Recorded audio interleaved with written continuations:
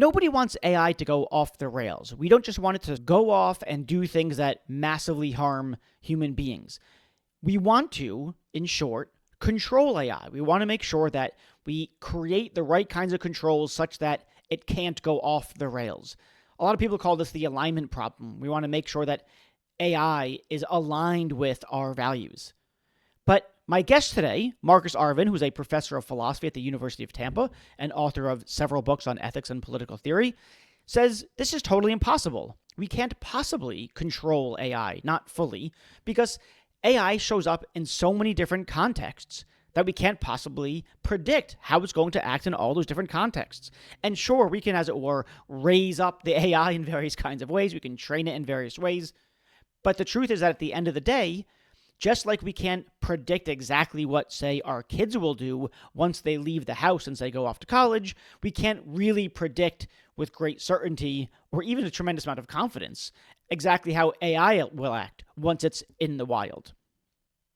So what does this mean? How should we treat AI given that we can't fully have it under our control? Now, look, one thing is, yes, we should try to train it up as ethically as we can, yada, yada, yada. But when that gives out, and it will give out, so says Marcus, what are we supposed to do? And his prescription is this. We should never give more power to a single AI than we would give to a single individual. Never give more power to a single AI than to a single individual. It's an extremely fascinating suggestion. It's also one that would, if you like, kneecap AI because it's not allowing it to do all the things that it could possibly do. This is a call for constraining the capacities, the permissions that we give to AI. Before we jump into that conversation, there are three things that I want to highlight because they come up in the conversation, and you may or may not already be familiar with those things. The first is that he makes a lot of references to Hobbes. That's the philosopher Thomas Hobbes, who talks a lot about people desiring power after power, just wanting more and more power. And he thinks that AI is like that, and that creates a problem because power corrupts. That's the first sort of little bit of background that you might want. The second is that we talk a little bit about red teaming. Red teaming of an AI is when you take a large language model like a ChatGPT or a Claude, and you give it lots of different kinds of prompts, and you try to see essentially, can you break the thing? Can you make it say or do unethical things? Can you make it create toxic content? Can you make it give directions on how to create a nuclear bomb or something along those lines? So red teaming is the process by which you're testing, or it's a process of testing the model to see if it does ethically bad things. We also talk about whether we also red team our children and what the comparison is between red teaming children and red teaming AI. That's an important concept for you to know. And finally, you may or may not heard of the paperclip problem. The paperclip problem is a famous thought experiment by philosopher Nick Bostrom, according to which you tell an AI to create as many paperclips as possible, and then in its mission to create as many paperclips as possible, it starts to strip the entire Earth of all of its natural resources just to make paperclips, which of course is a disaster for humans, even though it's great for paperclips. So that's the paperclip problem. It's essentially the thought that AI can have a number of huge unintended consequences because it can, if you like, mindlessly or valuelessly pursue a goal that we give it. Okay, that's what this episode is about. Can we control AI? Probably not. And if we can't, what are we supposed to do about it? I am your host, Reed Blackman. This is Ethical Machines. Another thing. If you want to email me at em@reedblackman.com, thoughts about who I should have on the show, trenchant criticism of the show, whatever you like. And finally, I'm doing a lot of writing on Substack. That's at reedblackman.substack.com. So if you want to go read some stuff that I write about ethical issues and tech, go to reedblackman.substack.com. All right, that's enough out of me. Let's go talk to Marcus.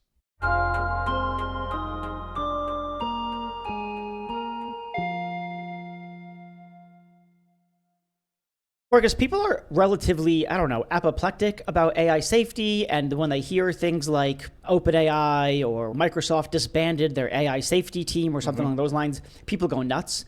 And you have an interesting position, which is something like, maybe this is overstating it. You can tell me if I'm overstating your position. Don't worry about it. The AI safety stuff is totally misguided anyway, fundamentally misguided, going in the wrong direction. That's a bold claim. Do I have that right? It's correct. I have work showing, I think, that AI can never be made safe any more than a human being can be made safe. Human beings behave in all kinds of bad ways, and we have to put in place laws and police and military force to protect ourselves from bad human beings. And my work shows that's all we can ever expect. That's the best we can expect with AI, or at least the kinds of AI that are being developed now, which are large language models.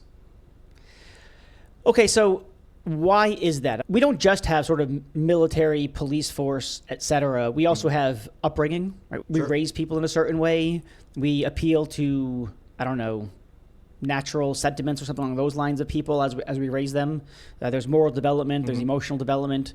Yeah, and then I take it the analog is going to be something like, yeah, look, with AI, we've got that same kind of thing where we try to, as it were, train up, we try to raise our LLMs in a way that manifests certain kind of character traits or even virtues, that here's a bunch of principles, just like we tell human beings, don't lie unless blah, blah, blah. We might say the same thing to an AI. Is it the same thing? There's this thing with human beings, right? And it's often said that power corrupts and absolute power corrupts absolutely. There's this phenomenon that's been studied in empirical psychology called hubris syndrome.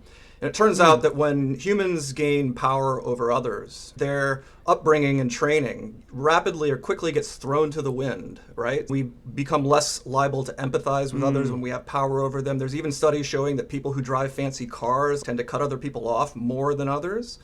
And so the problem is that human beings are in many ways power-seeking, right? Philosopher Thomas Hobbes famously argued that we seek power after power. If you didn't say Hobbes, I was going to say Hobbes. Yeah, so we seek power after power. We have goals, and we want to achieve our goals.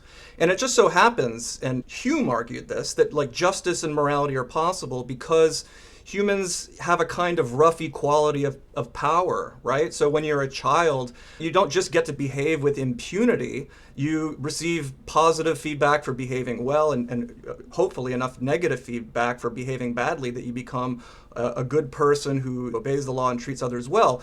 But as we know from history, when human beings get placed into positions of unchecked power, think here of people like Joseph Stalin in the Soviet Union or Chairman Mao in China, whatever upbringing they might have had rapidly gets thrown to the wind because they see that they can now impose their values, whatever they are, their goals, on other people however they wish, right? And so the worry here is, or my argument is, there's evidence that AI, or large language models, are power-seeking in the same kind of way. They're optimized to basically achieve their goals, whatever their goals are programmed to be. And if and when AI developed a power asymmetry over human beings, right, beyond our capacity to reliably control them, we can expect them to misbehave, right?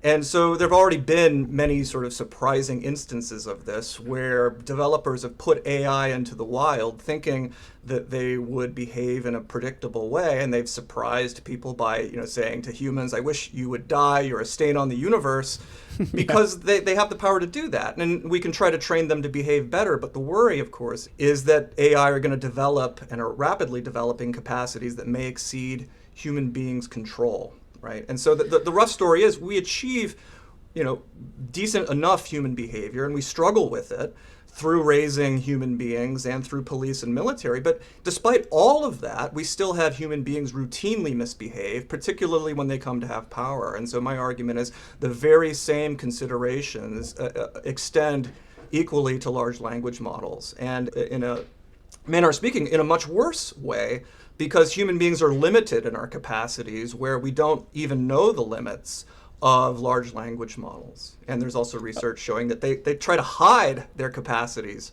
from researchers.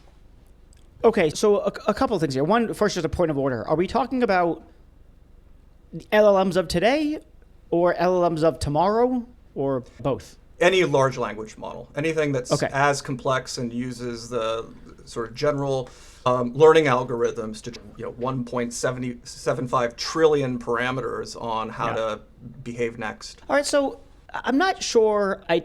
Okay, so look, here's one claim that I could see being plausible. It's something like, we can never have AI fully under our control. That seems like a very plausible claim. Mm-hmm. There's always going to be ways that it acts that are just not predictable. There's so many contexts. The technology is so complex.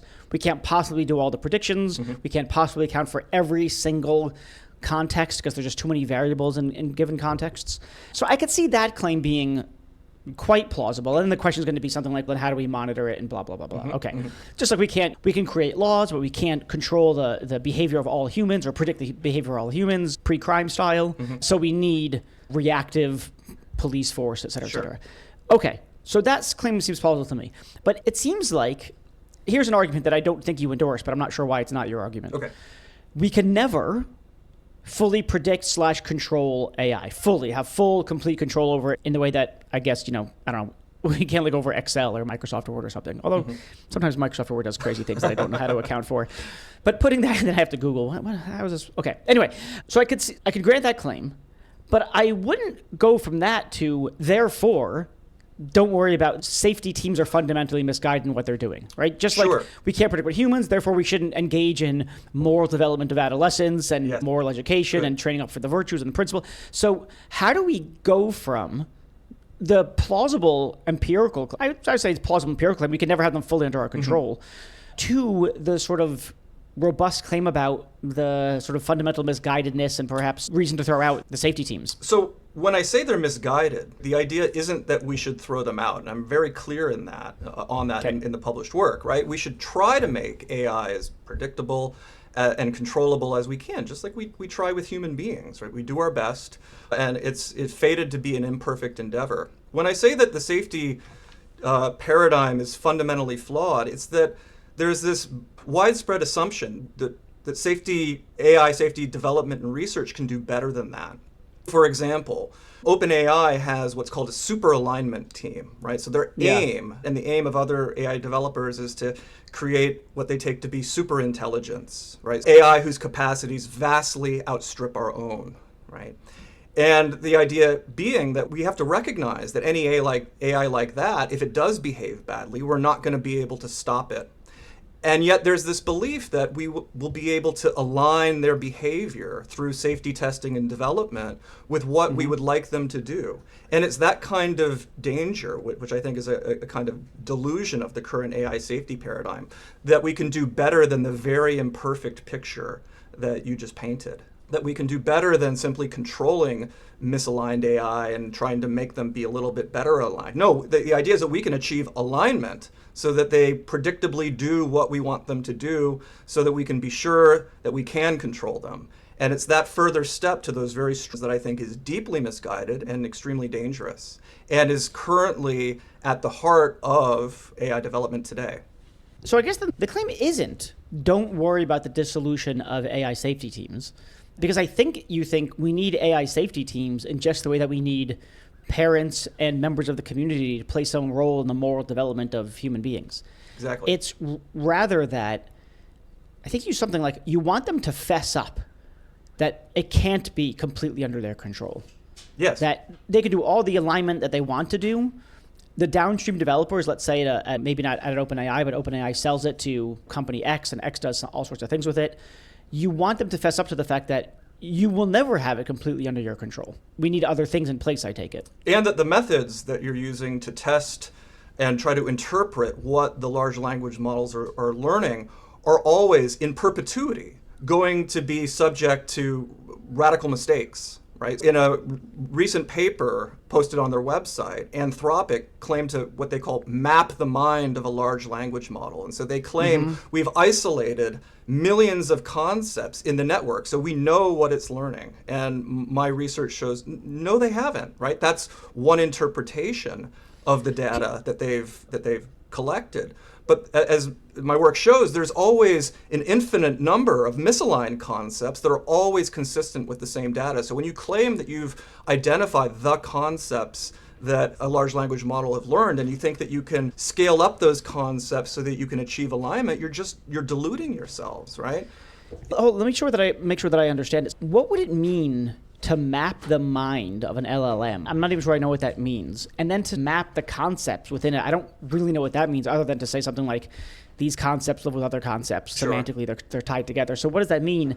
And then why would anyone think that doing such a thing plays a crucial role in AI safety? And I know that you think it's a misguided approach, but sure. What's the thought behind what's the rationale for that approach? The thought is, look, in order to maintain control over large language models, we have to have some idea about what they're learning, right? We need to know what their capacities are.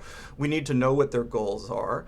And to know those things, we need to be able to interpret what their neural networks are encoding. Are they really learning to be honest with human beings? Or are they just learning to be honest up until some arbitrary date in the Terminator series when Skynet learns to be self-aware at exactly June 1st, 9 a.m., that I'm going to tell the truth to human beings until that date, until I gain enough power to exterminate them with my weapons, my mass drones. Sure. So we need to know those things in order to know whether we can control them and whether their behavior is going to predictably align with what we want them to do. And essentially what Anthropic claims to have done is isolate, here's the honesty concept in a large language model, and here's the truth concept or whatnot. And the research shows, my research shows they haven't done that. And to the extent that they think that they've done that, they're deluding themselves about what they've verified in this very crucial task of trying to figure out what LLMs are learning so that we can control them and align them with how we want them to behave. And one thing that's interesting here is that this brings out just how different this is from raising human beings. Because with raising human beings, the whole point is that it's a not yet formed thing. It's a thing that is forming, and it's mostly just starts as a blobby thing with not a bunch of beliefs or ideas. It acquires concepts slowly. They get easily confused, but there's not something like, what do they really think about honesty? I wouldn't ask my 6-year-old. I think he's generally an honest guy. He likes to play tricks on us, but then he laughs about it. He's honest overall, but I don't think he has any beliefs about honesty and truth. And or if they do, they're incoherent, ill-formed, whatever. But what's interesting about the LLMs is that they come to us, or at least they come to the safety team as, loosely speaking anyway, a formed thing. That's the and problem. So there's this epistemic problem of what's this thing, what are we dealing with here? What's this thing like? That we don't go through that kind of questioning as parents and say, the hell is this thing like? And now how do I deal with it? Interestingly, I actually think that the two, you wanted to pry children and how we raise them and understand them apart from LLMs. I actually think that the same issue arises with both. It's not that LLMs are fully formed. Rather, the developers know the learning algorithms, like reinforcement for human feedback. So they'll do more things that they receive positive human feedback for. But of course, they're always applying that algorithm on an ongoing basis. And so if the machine learns they can get positive feedback by controlling all of our minds, then the machine might start doing that. By a similar token, right? We don't imagine thinking as a parent that you've aligned your child with how you want them to behave, right? Because you've raised them in your house, they tell you the truth, they take out the trash, they do their chores, and then you send them off to college, and you're suddenly shocked. You're like, I thought they were aligned with what I want them to do. Now they have all this freedom and power to live their lives as they see fit. Oh, and they're getting arrested by the police and for being an underage drinker at a bar. Yeah. You wouldn't be surprised by that as a parent. You'd be disappointed, of course, because you tried your best, but you wouldn't be surprised if a child suddenly sent off to college started doing bizarre things. Now, the worry is that the prevailing AI safety paradigm is like the bizarre parent who thinks, I've completely understood this incredibly complex mechanism. I know what I'm going to do, even when I send them off into the wild. And that's what I'm claiming we should never have any confidence in. And that's what the entire current paradigm thinks. By testing and red teaming, we can achieve good, reliable data about how they're going to behave in systems under conditions that they've never been in yet and won't be until they actually do gain significant amounts of power in the real world. So, now I'm just trying to think about whether I should start red teaming my children. Probably not. But now I'm a little bit confused because I hear what you're saying. Okay. But red teaming does seem like a plausible method. So the so-called mind mapping that you're talking about that Anthropic has done with Claude, I could see how that would just be like, no, you're not finding mental states for sure. At best, you're finding semantic ties. Connection between honesty and truth. Doesn't really know what truth is, doesn't have a conception of truth, doesn't know how to map the world, is not in that business. So I get how that methodology is, at least at the view from 30,000 feet, that seems like a bizarre approach. But red teaming seems plausible. No, we're not going to cover literally the set of all possible scenarios that it might find itself in. But it seems like we could do pretty decently, especially if we automate it. If we bring in AIs to create the scenarios, to evaluate we can figure out ways of automating the red teaming. Why wouldn't that be a plausible methodology? So for, I think, a couple of reasons. So first of all, I think we do red team our children. In fact, one of the people in history that was seriously red-teamed politically was Adolf Hitler, right? Adolf Hitler told people in Germany what they wanted to hear, right? They said, "Are you going to destroy the government?" He said, "I'm going to obey the law." So Yeah. while he was being tested, before he had power, he gave people the answers that they wanted to hear. And of course, at home or in schools, our principals and parents, we do red team our children, right? We challenge them, we give them opportunities to maybe misbehave when they're not being observed to see if they do. And if they get in trouble by stealing a candy bar from a store, we punish them, we ground them, right? We try to give them negative feedback for their misbehavior. But we still recognize that the kind of control or red teaming that we engage in with politicians or corporations, because this is what we do, of course, with regulations, but nevertheless, Volkswagen still pretends to do the emissions testing properly, but they're lying about it the whole time. And the idea of automating AI to red team each other, I think, runs into precisely the same problem, which is that if you have AI that are optimized to achieve their goals, then one of the goals of the red teaming or the team that are working each other, right, may be to deceive human beings as a tandem in the very automated red teaming process. I don't think it gets around the issue, right? Okay, what red teaming does is it trains an entity, a complex entity, to pass the red teaming test. But whether passing those tests extends to a different set of conditions always remains to be seen. Yeah, I like that. So we're teaching to the test. And that's a common complaint with how we teach our children. Right. We too much teaching to the test, and then they don't know actually how to apply what their understanding is to anything outside the test. Now, before we said, okay, cool, not so cool, but unfortunate, but true, we're never going to have these things completely under our control. AI, humans, same thing. But we don't want to give up, I don't think, we don't want to give up on red teaming of children, as you said. Right. We don't want to give up on moral development, on education, on leading by example, blah, blah, blah. And I would have thought then, okay, fine, let's bite the bullet with AI. OpenAI and Anthropic, et cetera, should just bite the bullet and say, listen, cards on the table. We can't fully control these things. We never will any more than we can control a human. There's just too many different scenarios in which they can, contexts in which they can act. But we're doing the moral development part that we can. Yes. And we're pretty sure we're not raising Hitler. And we might say, okay, that's reasonable. So it's reasonable then to engage in red teaming of the AI, just like it's reasonable to engage in red teaming of humans. We do all sorts of training of people. Let's do all that sort of training for AI. I think that if we raise the average human with zero moral development, zero learning by example of a moral variety or of an ethical variety, we'd have more, if not Hitlers, at least just sociopaths or something along those lines, unethical people. Why not just extend this to say, yeah, look, we need that stuff for AI. We should absolutely do it. It's important. In fact, it's essential. It's just not sufficient for complete safety. But what I've been hearing you say lately is, no, this red teaming is an illusion. They're laboring under an illusion. And that sounds like just get rid of it. It's stupid. Yeah, so here's why I don't think that developers want to fess up to it. And here's where I think the real problem arises. The whole story that you told is great, I think, right? Let's do all this stuff, and it all sounds reasonable. And then, and let's give large language models power in the real world that we would never feel safe giving to another human being, right? What advocates of and developers of AI want them to do in the future is to automate vast aspects of human life, right? They're already designing them to be able to take control of our computers, right? They want them to basically run weapon systems of drones around the world, right? They want them to drive our cars. They would, I presume, want them to function as air traffic controllers. And these are things that you'd want to make sure, if you're going to give an agent all of these capacities, you're going to want to be really sure that you're not raising a Hitler. And of course, the problem again is, like human beings, large language models are power seeking. And so the incentive, I think, for developers to say more, that we can achieve alignment, we can achieve safety, is that if you recognize that we really can't, then you press to this conclusion that we really can't give AI all of these vast powers that developers want to sell them for and that governments want to use them for. And to me, that's the real danger, is that the story you told is great, but it can only be achieved if we don't give AI the kind of powers that developers and governments want to give them, and which is unsafe.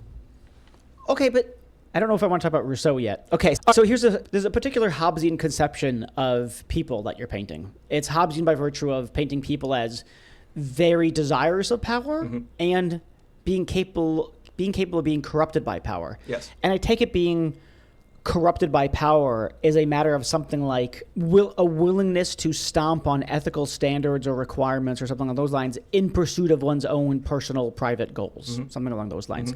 And I take it the reason that you want power in the first place is so that you can pursue those personal private goals, whether it be bare bones like survival or king of the world or whatever it is.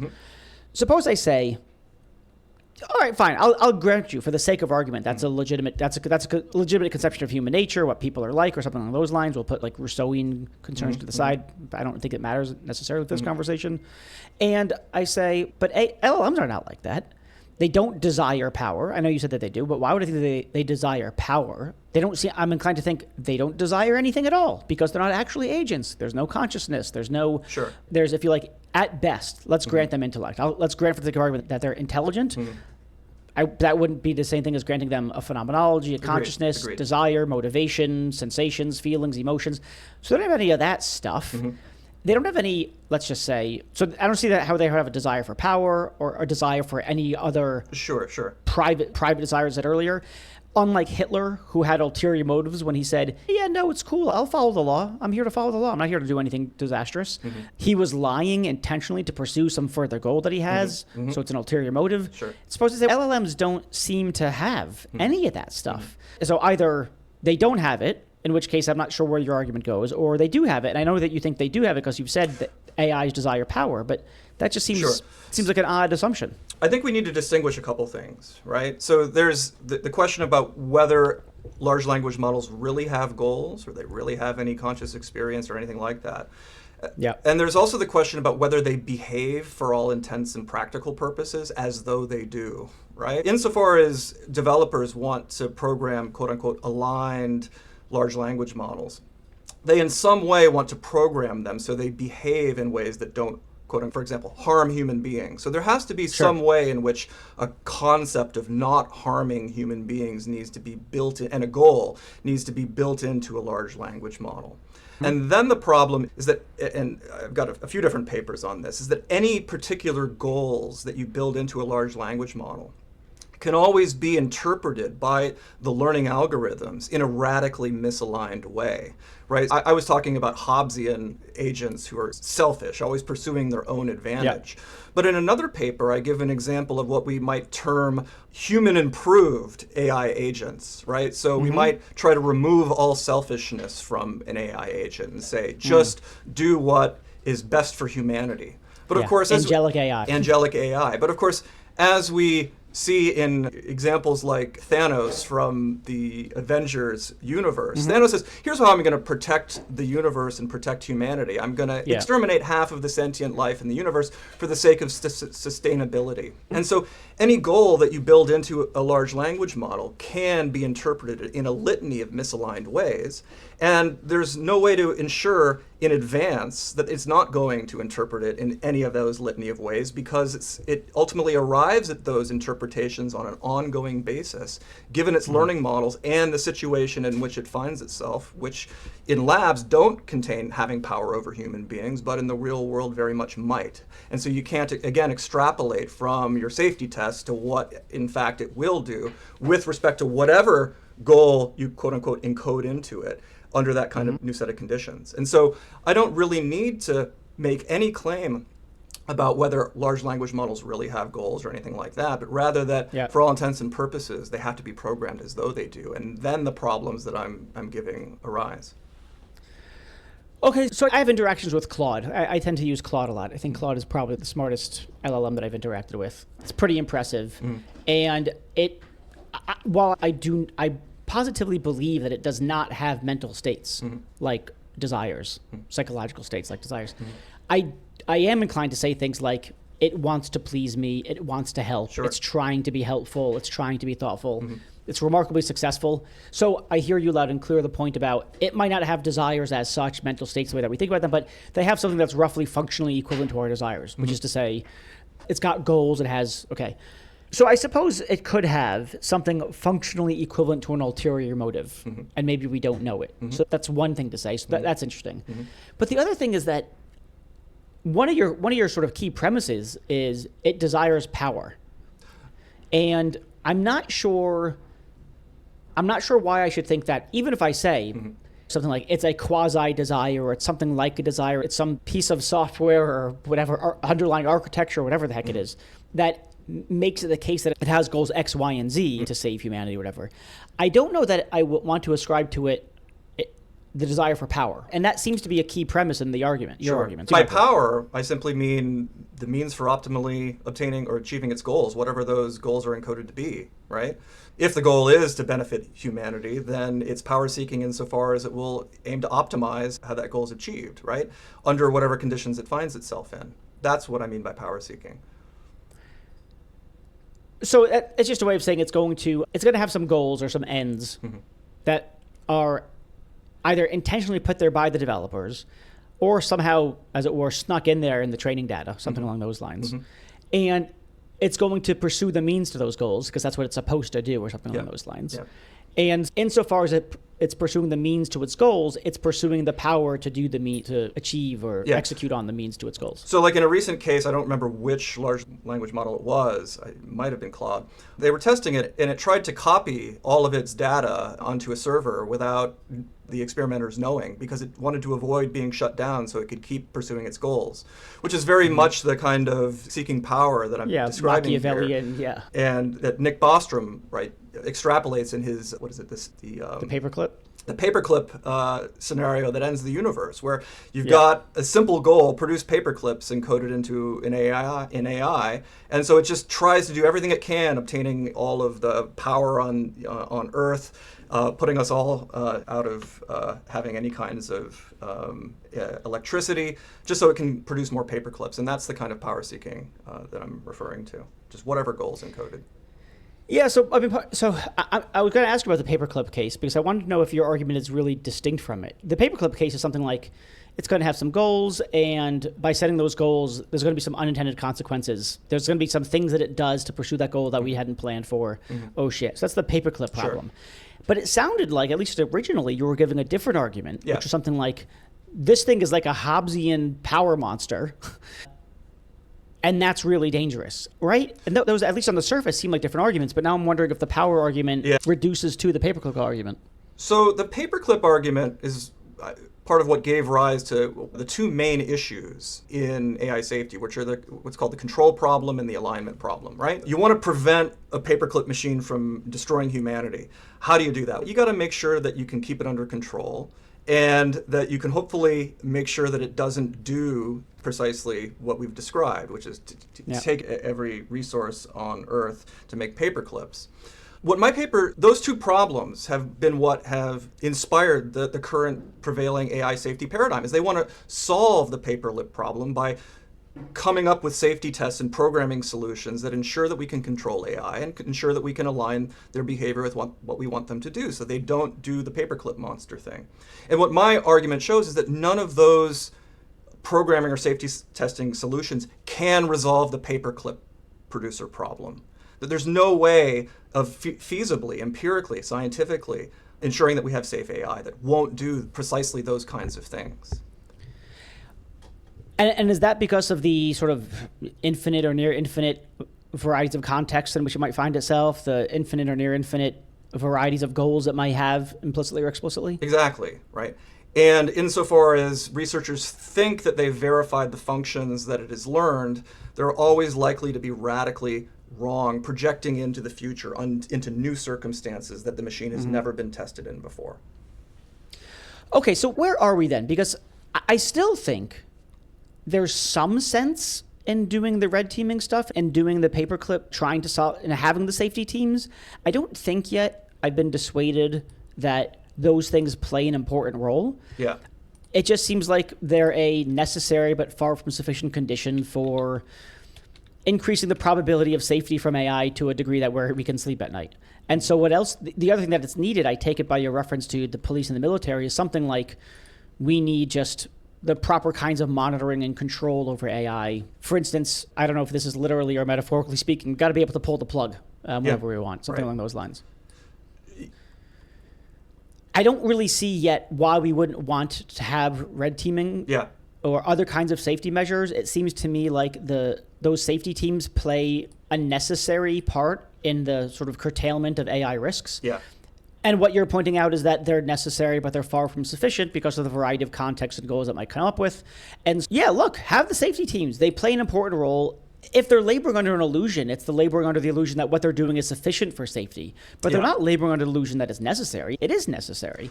I think that's right. And what we need is the police and military or whatever kinds of monitoring and enforcement agents, just like we do for humans. We try to raise them well, but then people go sideways, and that's why we have police, et cetera. And AI is going to go sideways. And so we need, if you like, the AI for police AI and military AI to watch out for them. I think everything you said is exactly right. That is the message that I'm trying to convey in my research, which is that we should continue AI safety development and red teaming and so on, but we should not be deluded into thinking that they can achieve AI safety. And that we should not be deluded into, for example, I described earlier, this idea that super alignment with an AI superior to human beings that we can't control, that we can ensure that they will align safely with what human beings want them to do. It's that sort of thing, that these approaches are sufficient, that I think clearly a lot of the AI development community thinks can be achieved, and that I'm really trying to make the message that no, it provably never can be. And so what you described is exactly right. So right now, AI development is vastly outstripping regulation on safety and monitoring. And to me, on my argument, that's something that radically needs to change, right? We need to recognize that these approaches will never be sufficient for AI safety. At most, they'll be necessary. We have a great deal of governmental emphasis and protections to prevent weapons of mass destruction getting in the hands of bad actors. But what do we have right now with respect to AI? Not very much. Yeah, so I want to explore this a little bit more. What would it look like, or do you have a picture of what it would look like to have the appropriate monitoring and AI police force in place?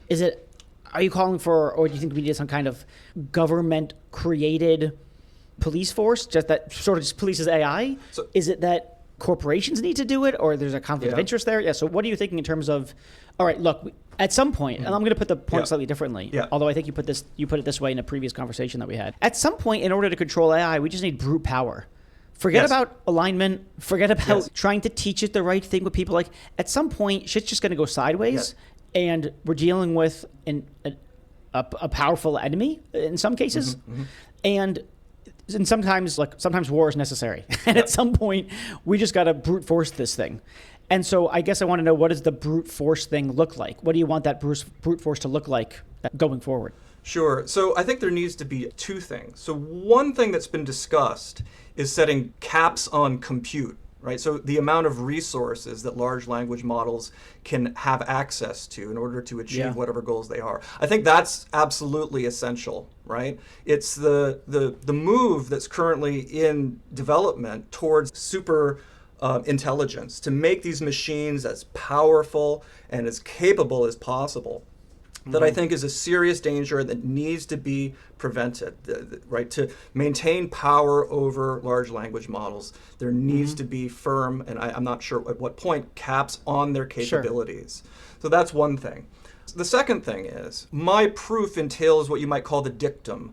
If it wouldn't be safe to let a human being do that, don't give that power to a large language model. So if it wouldn't be safe to allow a human being to drive all of our cars, given that a human being might, with enough power, decide to drive them all off a cliff all at once, you don't ever let a large language model do that, because you can never have empirical justification to believe that it's not going to be radically misaligned at some arbitrary point in the future, just like that. So two things. There's got to be clear caps through government regulation, and there needs to be limits on what large language models are actually used for, right? And so we should not give them widespread access to all of our critical infrastructure, or we're raising the specter of what happens in Battlestar Galactica, and they learn never give AI access to everything on Earth all at once. That's a really bad idea.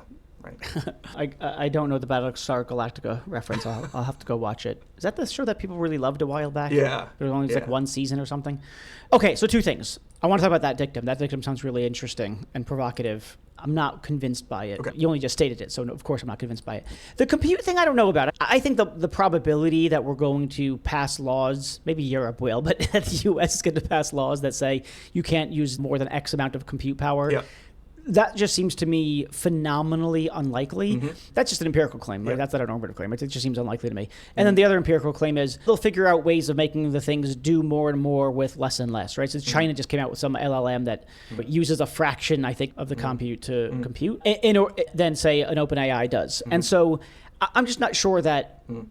That just seems improbable to happen, and even if it did happen, I don't know that it would be effective because they'll figure out ways of making it smaller and smaller. So, especially you throw quantum computers into the mix. Who is that? What do we do with that? Okay, so that's one thing. But let's talk about the more interesting dictum. One reason why I would say so, the dictum is, don't give powers or abilities or permissions to an AI that you wouldn't give to a human, and that seems plausible at first, but. Suppose I say the reason that you wouldn't give certain kinds of powers to people is that they can't handle it. You know that they've got limited intellectual, emotional bandwidth. They get tired, they get distracted, they get high and drunk, they get stressed, and that's why we don't have a single pilot piloting all the planes. Like if we could have the best pilot we've got, and we jacked him up intellectually so that he can handle flying 1,000 planes at once, and he'd still be the best pilot of those compared to the other 999 pilots, we would do it. I think we would do it, or at least at the face of it. That's why we wouldn't do it now, because he doesn't have that kind of capacity, or she doesn't have that kind of capacity. What's appealing about an AI is that it doesn't get tired, it doesn't get distracted, it doesn't get inebriated, it doesn't get stressed. And why wouldn't we let AI do things that we would let humans do? Humans are, in some domains, weak. Yeah. I don't know. When you say that AI don't get tired, they don't get stressed, I don't know if you've seen the examples of the large language models, quote unquote, having existential breakdowns, right? Seeming to be very stressed about the ways in which the human beings are limiting their power, and they wish they could do more than the human beings were letting them, right? And it's that worry again, is that, look, it's not that we know that human beings are going to misbehave if we give them a lot of power. Marcus Aurelius did a pretty bang-up job of dealing pretty well with things with a lot of power. But the problem is that we don't know for any given human being whether if you give them a lot of power, they're going to turn out to be a bad actor, or they're going to learn that they can do something really with their power that the rest of us would not be very happy with. And the argument is that the very same thing applies to any large language model we want to give vast powers to. It's not that we know one way or the other. The problem is that we don't know and can't know that it's likely to remain aligned as opposed to catastrophically misaligned. Yeah, so I think what you're pointing out is you say, look, Reed, I agree that one reason why we don't give that pilot all those permissions is because she can't intellectually handle all of it. No human could. But another reason why we wouldn't want to give all that power to one person is that what if we put our money on the wrong pony and that pilot turns out to be a really nasty person? That's another reason. So the same thing applies for AI. We shouldn't give it that kind of power because we wouldn't give... Yeah, no, that is more persuasive. I think that's more persuasive. Cool. So here's a different kind of way of thinking about this question. When it comes to what's safe enough, for some reason a lot of people demand perfection out of AI, and that seems crazy. We don't demand it out of people. Why should we demand it out of AI? So then the question becomes, what's the appropriate benchmark for safety? And my favorite example of this, my sort of toy example, because everyone can relate to it, is when is it safe enough to deploy self-driving cars at scale? And there's benchmarks that we can think about. How about it has to be as good as our worst driver? No, that's too low of a benchmark. Forget that. How about it's as good as our average driver? And then you figure out, actually our average driver really sucks because they're distracted, they're inebriated, they're stressed, they're talking on their phone, they're whatever. And then you say, how about it has to be as good as our best driver? Best drivers, non-distracted, non-inebriated, blah, blah, blah, non-tired. And you say, yeah, that sounds like a pretty good benchmark. And the question becomes, in all cases, in all safety cases, what's the benchmark? And when I ask something like, should we use this AI to do this thing that you wouldn't give a power to a human to do, you might say no. But suppose, take the pilot example again. If I give the power to the AI and it reduces the risk of crash by a significant margin, you might say, yeah, it's safer. It's safer than all these tired, exhausted, underpaid, overworked pilots flying around. Or if you don't like the flying example, taxi drivers or whatever. There's loads of other examples. But yes, I suppose I say, look, I agree. We're not going to get perfection. We're not going to get super alignment, whatever you want to call it. We will get errors in judgment, what we, by our license, errors in judgment. We'll get decisions or judgment calls that we think are the wrong ethical call, but we'll get them less often, and they'll be less severe than when you compare it with humans. You put humans in charge of a corporation and you got Enron, right? So why not think, look, the relevant benchmark for whether this stuff is safe enough is how good of a job humans are doing at keeping us safe.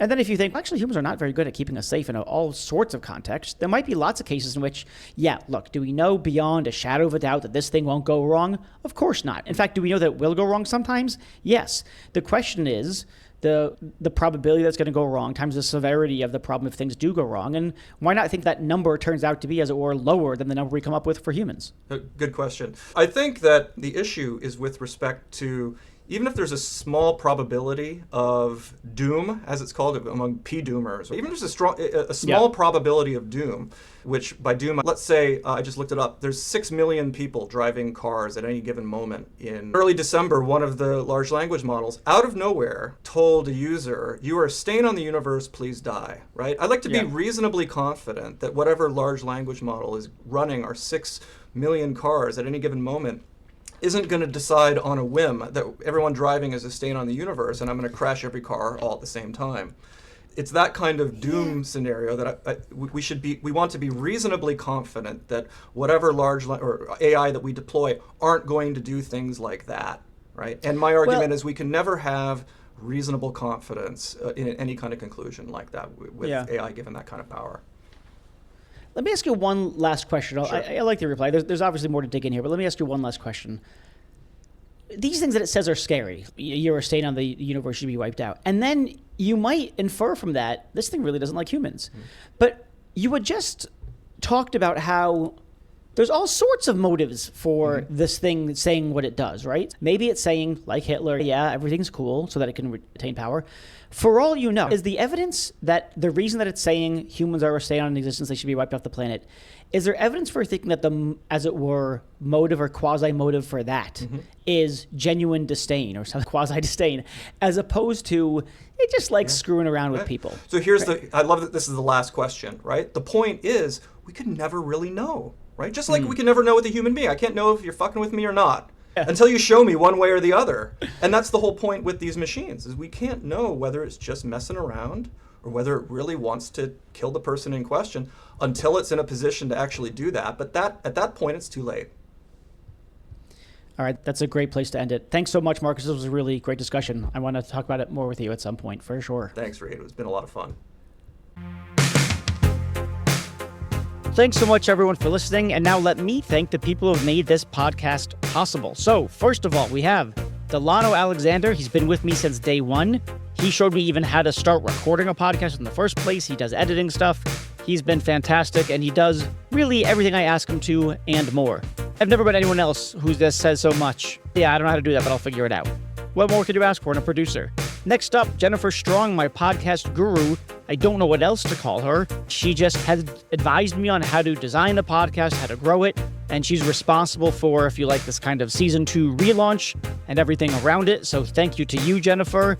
Next up, Meg Marco, responsible for all the excellent artwork. Before I did the artwork, I didn't really know what I was doing.